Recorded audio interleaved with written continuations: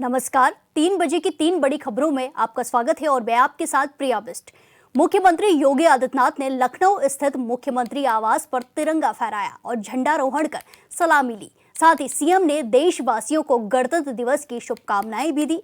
वहीं इस मौके पर कार्यक्रम को संबोधित करते हुए सीएम योगी ने कहा कि इस दिन 1950 में भारत ने अपना संविधान लागू किया था, जिसमें भारत के एक संप्रभु लोकतांत्रिक गणराज्य के रूप में अपनी नई यात्रा शुरू करने का निर्णय लिया गया था। महात्मा गांधी, सरदार वल्लभ भाई पटेल, सुभाष चंद्र बोस, डॉक्टर बी.आर. अम्बेडकर, डॉक्टर राजेंद्र प्रसाद जैसे कई स्वतंत्रता सेनानियों ने देश को आजादी दिलाई। सीएम ने आगे कहा कि इसी पर अवसर पर जब हम भारत के संविधान को लागू होने के 75 वर्ष पूरे कर रहे हैं, मैं भारत माता के उन महान सपूतों शहीदों को नमन करता हूं जिन्होंने देश को आजादी दिलाई।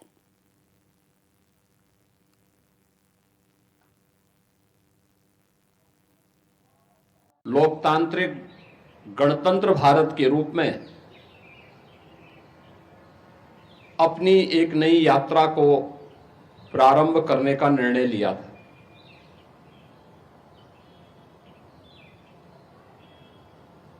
एक लंबे संघर्ष के बाद 15 अगस्त 1947 को यह देश आजाद हुआ।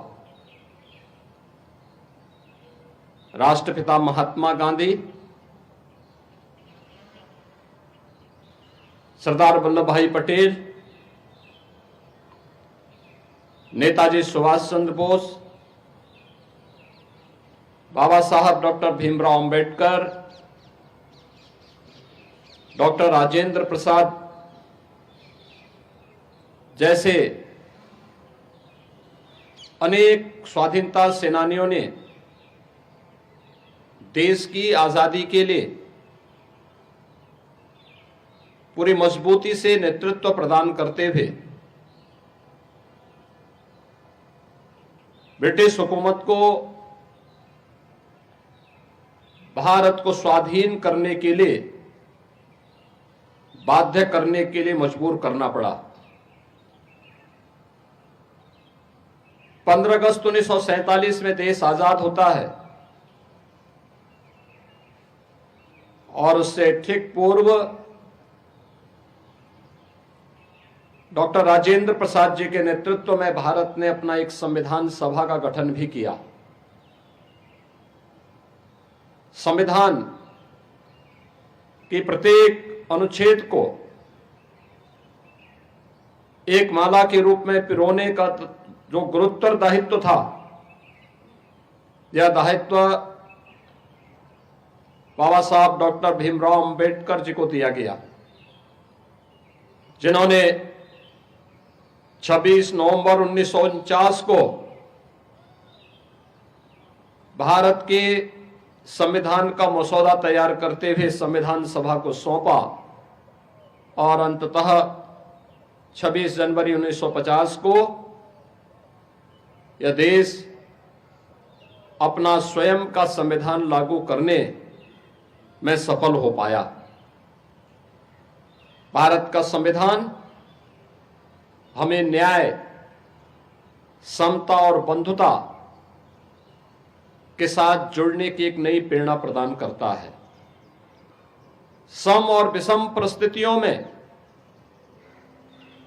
यह उत्तर से दक्षिण तक, पूरब से पश्चिम तक पूरे भारत को एकता के सूत्र में बांधने में सफल रहा है।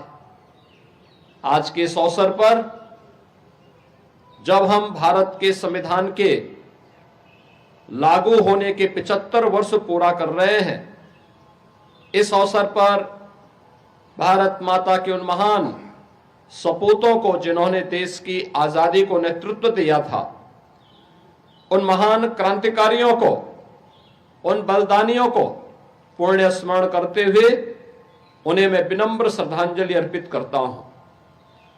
75 वर्षों की हमारी यह शानदार यात्रा हम सबको संविधान के लागू होने के अमृत महोत्सव के साथ जोड़ रही है। यह हम सबके लिए एक नए चिंतन को आगे बढ़ाने का एक अवसर भी है।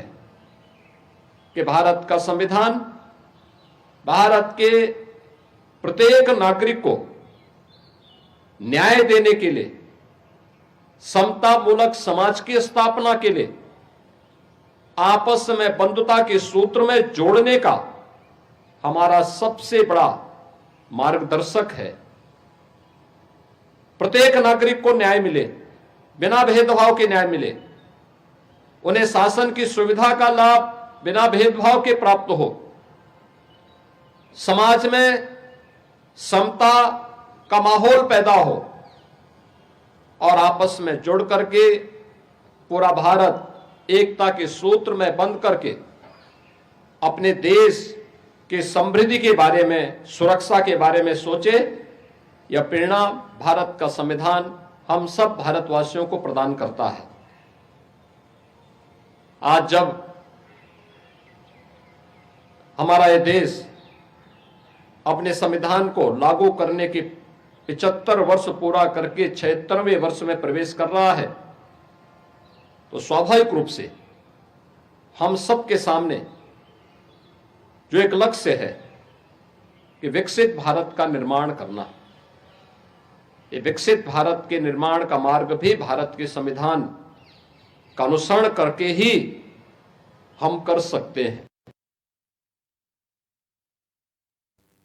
अब दूसरी बड़ी खबर की बात करते हैं। उत्तराखंड निकाय चुनाव में सत्ताधारी बीजेपी ने बेहतर प्रदर्शन किया, लिहाजा पार्टी कार्यकर्ताओं में खुशी है। 11 मेयर पदों पर श्रीनगर छोड़ बाकी सभी सीटों पर बीजेपी प्रत्याशियों की जीत हुई है। देहरादून बीजेपी कार्यालय में एक कार्यक्रम का आयोजन किया गया, जिसमें जिताऊ नेताओं को सम्मानित किया गया। कार्यक्रम में राज्य के सीएम पुष्कर सिंह धामी सहित पार्टी के दिग्गज नेताओं का जमावड़ा लगा रहा।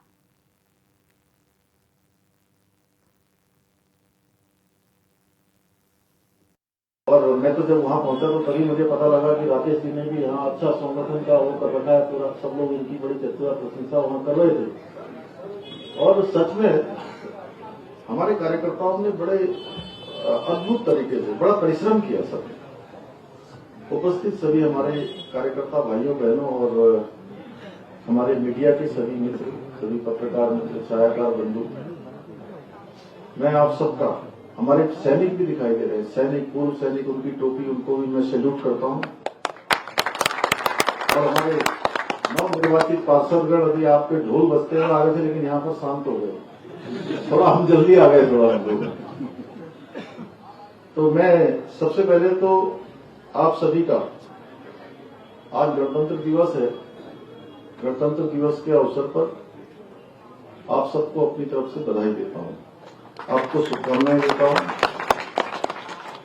और नगर निकाय के चुनाव में जो भारतीय जनता पार्टी को ऐतिहासिक विजय मिली है, उसके लिए मैं प्रदेश के हमारे सभी देवतुल्य कार्यकर्ताओं का, हमारे पदाधिकारियों का, चुनावों के काम में अपना समन्वय करने वाले और प्रदेश की देवतुल्य जनता का, जिन्होंने हमको अपना आशीर्वाद दिया और ऐतिहासिक विजय हमको प्राप्त हुई, उसके लिए सबका धन्यवाद देते हुए आप सभी को इस विजय की भी बहुत बधाई देता हूं। और ये विजय हमारे प्रत्येक कार्यकर्ता की अथक मेहनत, परिश्रम, संघर्ष, समर्पण और संकल्प की विजय है। भाई बहनों,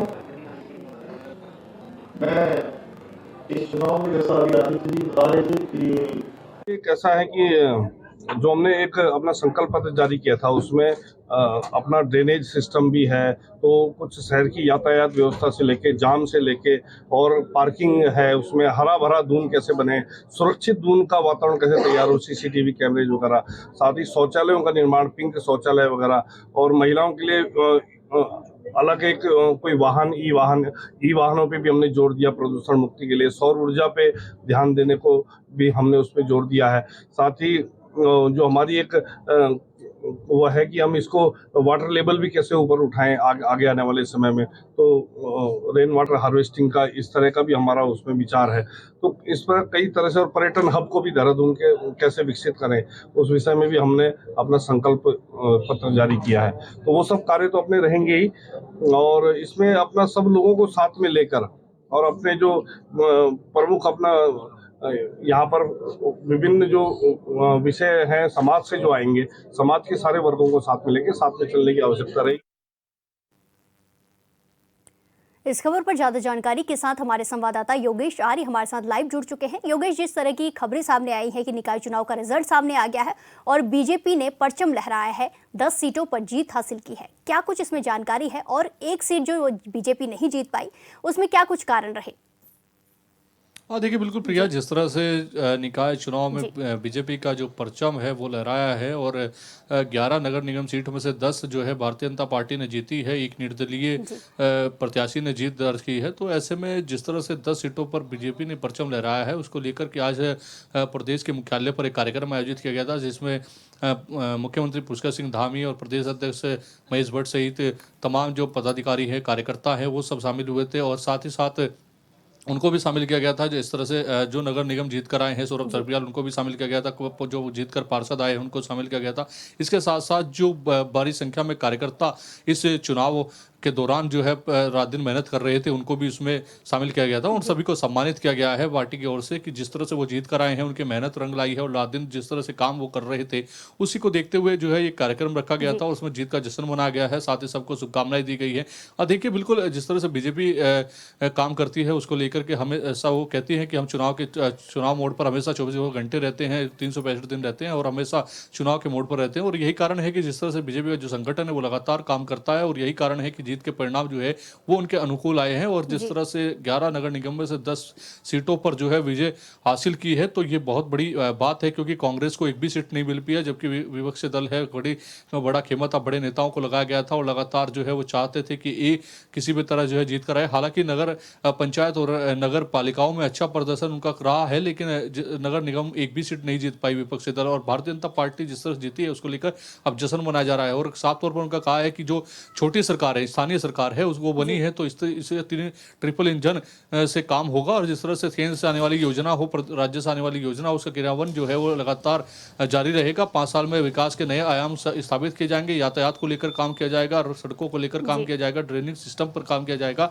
साथ ही महिलाओं के सम्मान और नशा मुक्ति को लेकर काम किया जाएगा। ये सभी संकल्प पत्रों में शामिल किया गया था। उसी को लेकर के अब उन्होंने रणनीति बनाई है कि आगे इस पर काम होना है।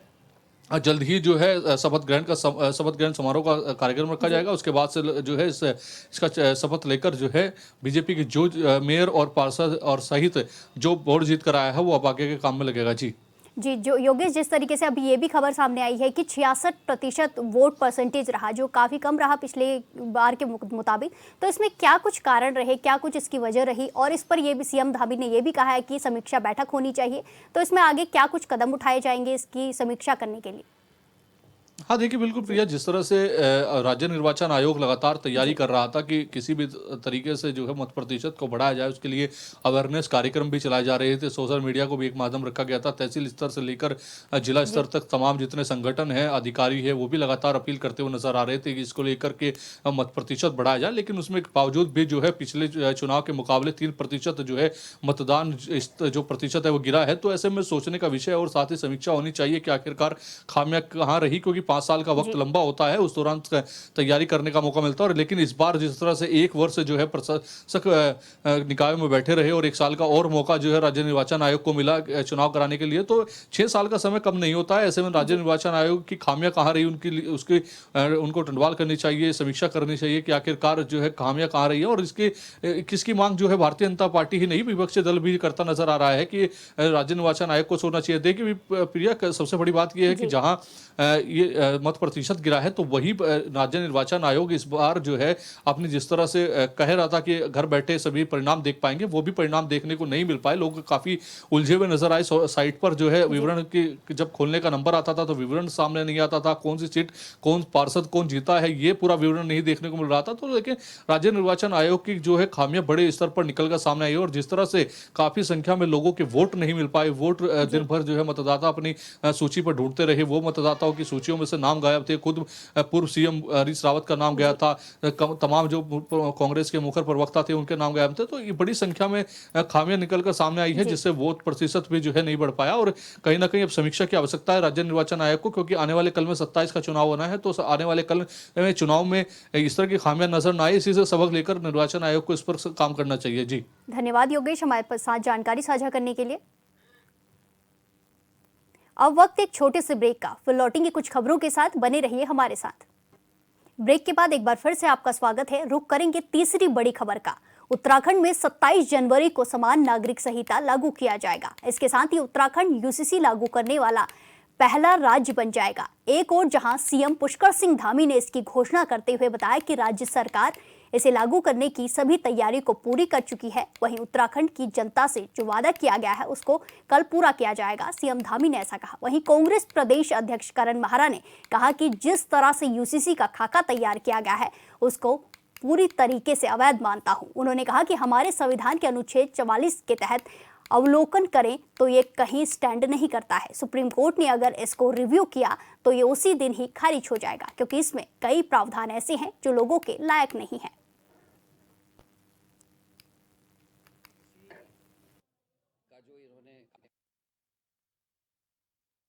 देखिए, वो हमारा संकल्प था, हमारे प्रधानमंत्री जी के नेतृत्व में हमने उत्तराखंड की जनता के समक्ष अपना संकल्प रखा था। उत्तराखंड की जनता ने हमको संकल्प को पूरा करने के लिए अपना आशीर्वाद दिया, सरकार में आने का मौका दिया, और हम अपना संकल्प और अपना वायदा पूरा कर रहे हैं। सभी औपचारिकताएं पूरी हो गई हैं। कल विधिवत रूप से, औपचारिक रूप से उसको जो है उत्तराखंड देवभूमि में लागू कर दिया जाए। देखिए, यूसीसी का जो इन्होंने खाका तैयार किया है वो पूरी तरीके से गैरकानूनी मैं उसको मानता हूँ।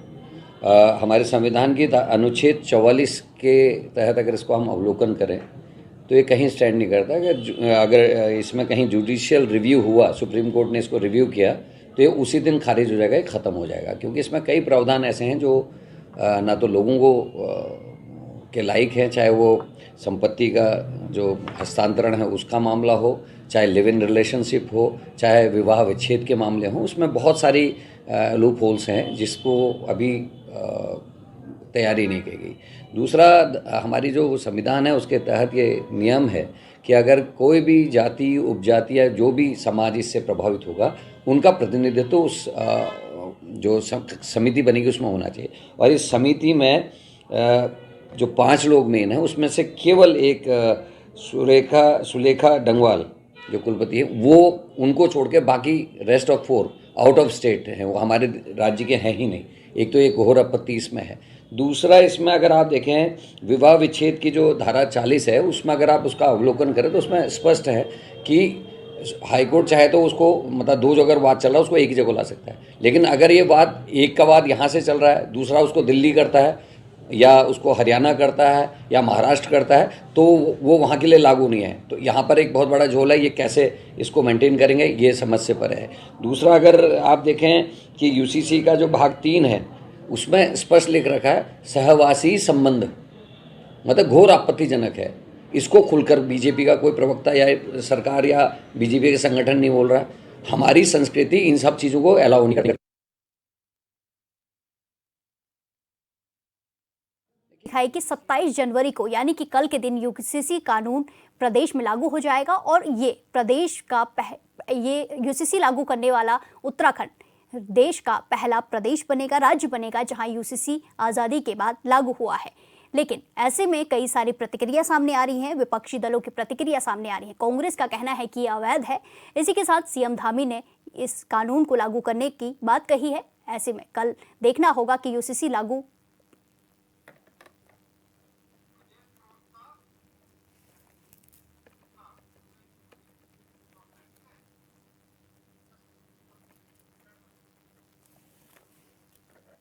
इस खबर पर ज्यादा जानकारी के साथ प्रदेश प्रवक्ता बीजेपी के सचिन गुप्ता हमारे साथ फोन लाइन पर जुड़ चुके हैं। सचिन जी, पहले तो आपका चैनल 24/7 में बहुत बहुत स्वागत है। जिस तरीके से खबर है कि यूसीसी कल लागू हो जाएगा, 27 जनवरी को लागू हो जाएगा, लेकिन ऐसे में कांग्रेस इस पर कई सारे आरोप लगा रही है कि ये अवैध है। ऐसे में आपका क्या कुछ कहना है? देखिए, पहली बात तो राष्ट्र में जनहित में कोई भी मुद्दा, कोई भी विषय जो है प्रदेश में या राष्ट्र में लागू होता है तो कांग्रेस का काम है उसका विरोध करना। कांग्रेस अध्ययन नहीं करती है कि उसका प्रदेश में कितना लाभकारी होगा, कितना हितकारी होगा। और जहां तक बात है यूसीसी की, तो माननीय मुख्यमंत्री पुष्कर सिंह धामी जी ने अपने चुनावी एजेंडे में, अपने संकल्प पत्र में रखा था कि उत्तराखंड में यूसीसी लागू होगा। और मेरे को बड़ा गर्व हो रहा है माननीय मुख्यमंत्री जी के ऊपर कि जो जनता से उन्होंने जो वादा किया था उस वादे को वो जो है पूरा करने जा रहे हैं। और कल देश का पहला राज्य होगा जहां पर यूसीसी पूर्ण रूप से लागू हो जाएगा। और निश्चित रूप से माननीय मुख्यमंत्री पुष्कर सिंह धामी जी भी इस विषय को कहते हैं कि जो गंगा हमेशा जो है हमारे अविरल गंगा जो है हमारे उत्तराखंड से बह के पूरे देश तक जाती है।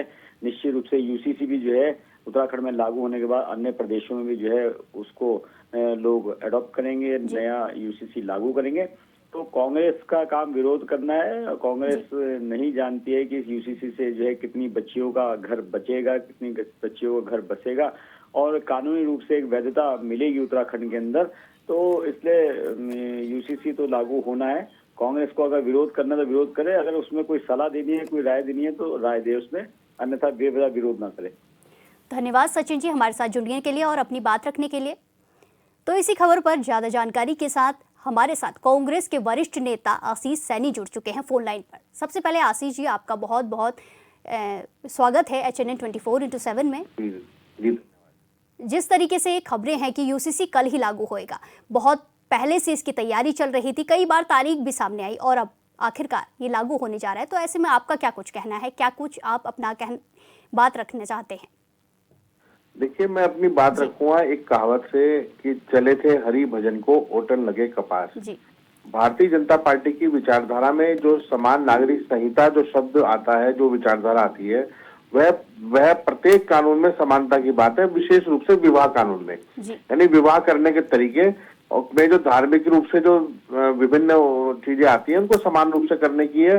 जिसमें प्रथम वो था कि आप हिंदू रीति से विवाह करें या मुस्लिम रीति से विवाह करें या किसी भी तरीके धर्म के अपनी प्रतिष्ठा के अनुसार विवाह करें, लेकिन आपको सिविल मैरिज एक्ट के अनुसार भी विवाह करना पड़ेगा, कोर्ट में रजिस्टर करना पड़ेगा। केवल विवाह की जो पद्धतियां हैं यही अलग अलग धर्मों की अलग थी, बाकी सब कानून और खासकर जब हम सिविल मैरिज एक्ट की बात करते हैं तो सभी धर्मों के लिए समान है। लेकिन इनके दिमाग की एक सनक थी कि हम समान विवाह कानून लाएंगे, लेकिन समान विवाह कानून के मुकाबले पे ये लिव इन मैरिज को, लिव इन कपल्स को रजिस्टर करने लगे। यानी बात करने की बात कुछ और हुई, करना कुछ और था और कर कुछ और रहे हैं। और भारतीय जनता पार्टी के वर्कर्स की, इनके प्रवक्ताओं की तो मजबूरी है कि धामी जी जो भी काम कहे उसको सही बोलना है, तो इनकी तो मैं समझ सकता हूँ। लेकिन मुझे नहीं लगता कि जिस कानून की बात भारतीय जनता पार्टी ने अपनी विचारधारा में कही है, इसका उस कानून से दूर दूर तक भी कोई संबंध होगा। इसमें एक चीज और आती है कि जो मुस्लिम आबादी में पुरुषों को एक से अधिक विवाह करने का अधिकार उनकी जो शरीयत के अनुसार मिलता है, उसे खारिज किया गया है। उसको खारिज किए जाने का कोई गलत काम नहीं है। अगर किसी परंपरा में कोई बुराई है तो उसको छोड़ देना चाहिए। सिविल मैरिज एक्ट के अनुसार एक से अधिक विवाह करना प्रतिबंधित है भारत में, तो उसको मुस्लिम मैरिज एक्ट में भी इंक्लूड कर लिया गया है। तो मुस्लिम महिलाओं को भी इसमें न्याय और सुरक्षा दोनों चीज मिल सकती है, क्योंकि अधिकतर विवाह परिवार के दबाव में होते हैं। लेकिन भारतीय जनता पार्टी के प्रवक्ताओं का जो व्यवहार है, जो आचरण है, वो इस तरह का है कि हम तो लागू कर रहे हैं, आप रोक के दिखाइए। हम रोक ही नहीं रहे हैं, आप कीजिए ना उल जुलूल कानून लागू। आप तमाम तरह के, आप ये भी लागू कर सकते हैं कि भाई चांद पे जो खीर का कटोरा रखा है वो केवल भाजपा वालों को मिलेगा। भाई हमें मालूम है वहां कोई खीर का कटोरा है ही नहीं। तो जिस चीज से कोई विवाद ही नहीं है, हमारा कहना कि ये केवल झूठ बोल रहे हैं, बरगला रहे हैं, एक माहौल बना रहे हैं, बाकी है कुछ नहीं। वो केवल एक गुब्बारा है। जैसे ही वो लागू होगा उसकी हवा निकल जाएगी और भारतीय जनता पार्टी फिर पुराना कोई नई ऐसी ढूंढने की, पुरानी या नई कोई बात ढूंढेगी जिससे उनके मतदाताओं को मतलब एक तरह से एक नफरती चिंटू बनाकर रखा जा सके। धन्यवाद आशीष जी हमारे साथ जुड़ने के लिए और अपनी बात रखने के लिए। इस बुलेटिन में फिलहाल के लिए इतना ही। बाकी तमाम खबरों के लिए देखते रहिए HNN 24/7। नमस्कार।